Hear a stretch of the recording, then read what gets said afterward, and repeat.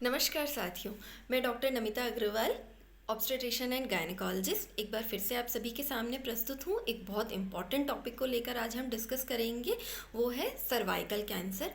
क्यों cervical cancer important है और होता क्या है। सर्विक्स हम कहते हैं बच्चेदानी के मुंह को, तो बच्चेदानी के मुंह के कैंसर को हम बोलते हैं cervical cancer.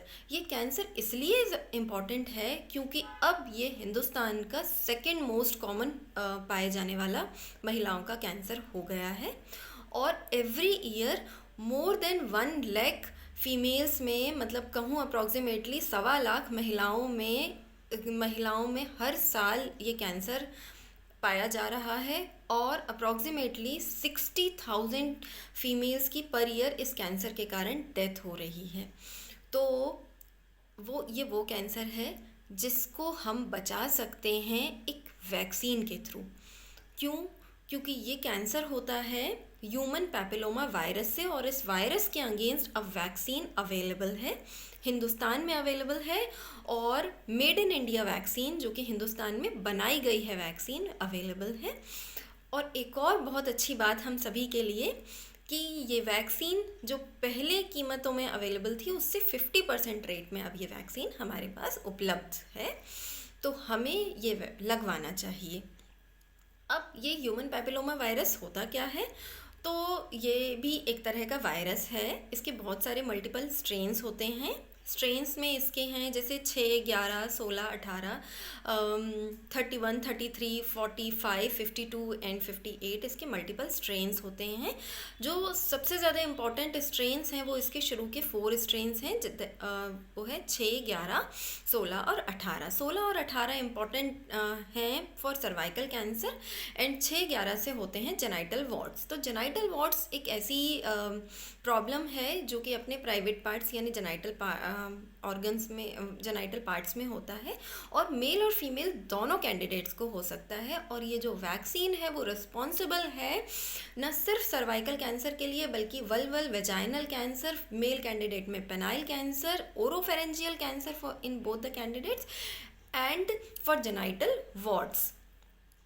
No doubt genital warts एक बिनाइन डिजीज़ है, ये कैंसर नहीं है, लेकिन फिर भी ये होता इसी वायरस के कारण है। और ये और आगे चल के बहुत सारी प्रॉब्लम्स के लिए रिस्पॉन्सिबल है। आज हम डिस्कशन कर रहे हैं सर्वाइकल कैंसर की से प्रिवेंशन का।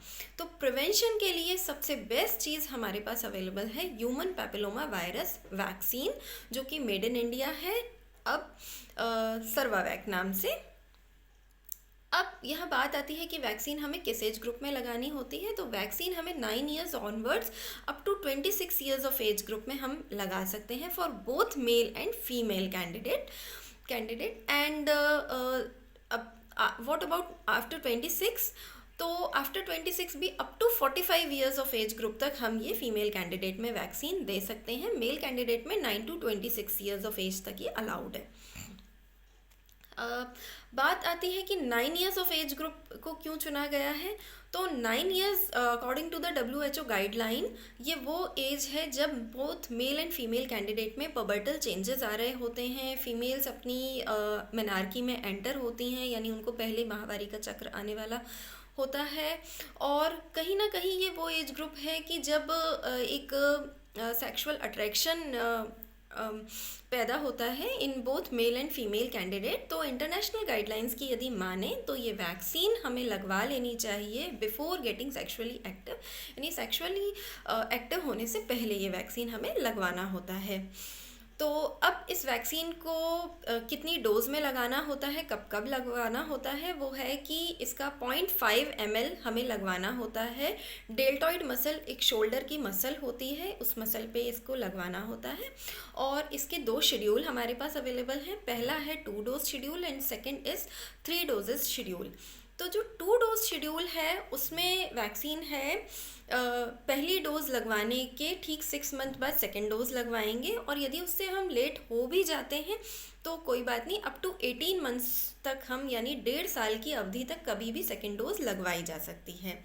सेकंड जो है 3 डोज शेड्यूल, उसमें है कि पहली डोज लगवाने के 4 से 8 हफ्ते बाद हमें सेकंड डोज लगवानी है, और सेकंड डोज के 5 मंथ के बाद हमें थर्ड डोज लगवानी है, यानी 016 या 026 मंथ इंटरवल पे हमें कायदे से 3 डोजेस लगवा लेनी चाहिए। सेकंड क्वेश्चन महिलाओं के दिमाग में आता है कि क्योंकि ये 9 ईयर्स ऑफ एज ग्रुप से स्टार्ट हो रहा है, 9 to 15 या 9 to 26 तक हमें लगवाना है ये, तो फीमेल जो कि मिनार्की अटेंड कर चुकी हैं या मेंसेस में हैं, तो ड्यूरिंग मेंसेस वैक्सीन लगवा सकते हैं क्या? तो यस, ड्यूरिंग मेंसेस हम वैक्सीन लगवा सकते हैं। थर्ड क्वेश्चन इंपॉर्टेंट दिमाग में आता है कि ड्यूरिंग प्रेगनेंसी लग सकता है क्या, या शादी के बाद प्रेगनेंसी कब होने वाली है वी डोंट नो, तो हमें ये लग सकता है। तो शादी के बाद भी लगवा सकते हैं, सेक्सुअली एक्टिव होने के बाद भी लगवा सकते हैं, लेकिन हाँ प्रेगनेंसी में कोई भी अननेसेसरी हमें वैक्सीनेशन से बचना चाहिए, तो प्रेगनेंसी में वैक्सीन नहीं लगवानी होती है।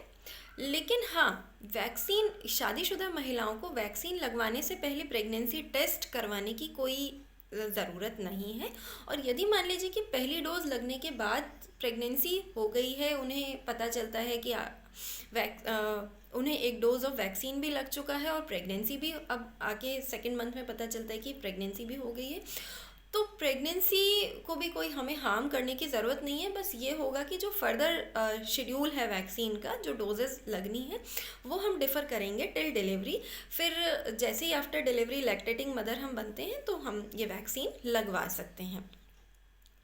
तो ये तो बात हुई कि वैक्सीन हमें गर्ल्स और बॉयज़ दोनों को लगवानी है। बॉयज़ में 9 to 26 years of age group तक लगवानी है, और फीमेल्स में यदि मैं ब्रॉडली बात करूं तो from 9 years to 45 years of age group तक हमें वैक्सीन लगवानी है। सेकेंड, हम मेंसेस में भी लगवा सकते हैं। थर्ड, हमें प्रेगनेंसी में वैक्सीनेशन को अवॉइड करना है, लेकिन यदि गलती से एक डोज पहले लग चुकी है, सेकेंड मंथ में प्रेगनेंसी डायग्नोज हुई है, तो प्रेगनेंसी को हार्म करने की भी कोई ज़रूरत नहीं है, बस हमें फर्दर डोजिंग शेड्यूल को अवॉइड करना होगा। अब बात आती है कि वैक्सीन के कोई साइड इफ़ेक्ट्स भी हैं क्या? तो वैक्सीन के साइड इफ़ेक्ट्स ऐसे कोई बहुत ज़्यादा बड़े साइड इफ़ेक्ट नहीं है, जैसा कि हर इंजेक्शन में होता है कि इंजेक्शन साइट पे पेन हो सकता है, रेडनेस हो सकती है, स्वेलिंग हो सकती है, तो उसको हम सिंपल आइस स्पॉन्जिंग से ठीक कर सकते हैं। एक साइड इफ़ेक्ट हो सकता है कि वैक्सीन का जो प्रिजर्वेटिव मटेरियल होता है उससे एलर्जिक रिएक्शन हो सकती है, लेकिन बहुत बड़ी कोई सिग्निफिकेंट एलर्जिक रिएक्शन अब तक ऐसा सामने आई नहीं है, तो हमें इससे डरने की कतई ज़रूरत नहीं है। सिर्फ एक एलर्जिक रिएक्शन को सोच के हम बच नहीं सकते हैं कि हमें वैक्सीन अभी नहीं लगवाना है, ऐसा कतई नहीं सोचना है। एक बहुत इंपॉर्टेंट क्वेश्चन भी लोगों के दिमाग में आ सकता है कि क्या हम वैक्सीन लगवा के 100% सेफ़ हैं, आगे हमें सर्वाइकल कैंसर से प्रिवेंशन की फ़र्दर कोई ज़रूरत नहीं है? तो ऐसा भी कतई नहीं है।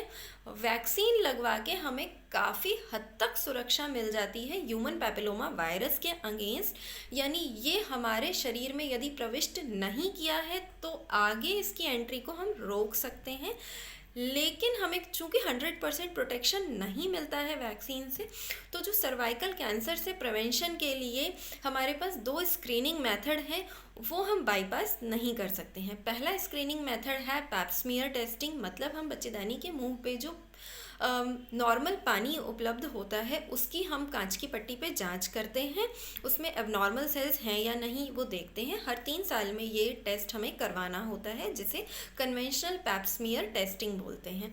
सेकंड, इससे बेहतर जो टेस्ट हमारे पास अवेलेबल है वो है लिक्विड बेस्ड साइटोलॉजी, यानी LBC। इसमें हम क्या करते हैं, एक छोटा सा ब्रश होता है, ब्रश के माध्यम से हम बच्चेदानी के मुंह पे जो एबनॉर्मल सेल्स होती हैं उनको कैच करते हैं, और उसमें हम न सिर्फ एबनॉर्मल सेल्स को देख पाते हैं बल्कि हम ह्यूमन पैपिलोमा वायरस को भी डिटेक्ट कर पाते हैं। तो ये कन्वेंशनल पैप स्मीयर से ज़्यादा इम्पॉर्टेंट टेस्ट है लिक्विड बेस्ड साइटोलॉजी। ये हमें एवरी 5 ईयर्स में टेस्ट करवाना होता है, और ये स्क्रीनिंग टेस्ट की भी एक एज ग्रुप है, वो है 21 years onwards up to 65 years of age तक हमें ये स्क्रीनिंग टेस्ट करवाना चाहिए। आशा करती हूँ दोस्तों आज का ये वीडियो आपके लिए इन्फॉर्मेटिव रहा होगा। यदि आपके कोई भी सवाल है सर्वाइकल कैंसर की वैक्सीन और स्क्रीनिंग से रिलेटेड, तो प्लीज़ मुझे कमेंट सेक्शन में कमेंट करके बताइएगा। आपके सवालों के आंसर करने में मुझे बहुत खुशी होगी। और मेरे ये वीडियोस पब्लिक अवेयरनेस के लिए हैं, कमर्शियल पर्पसेस के लिए नहीं हैं। इसी के साथ आप सभी से विदा लेती हूँ। नमस्कार।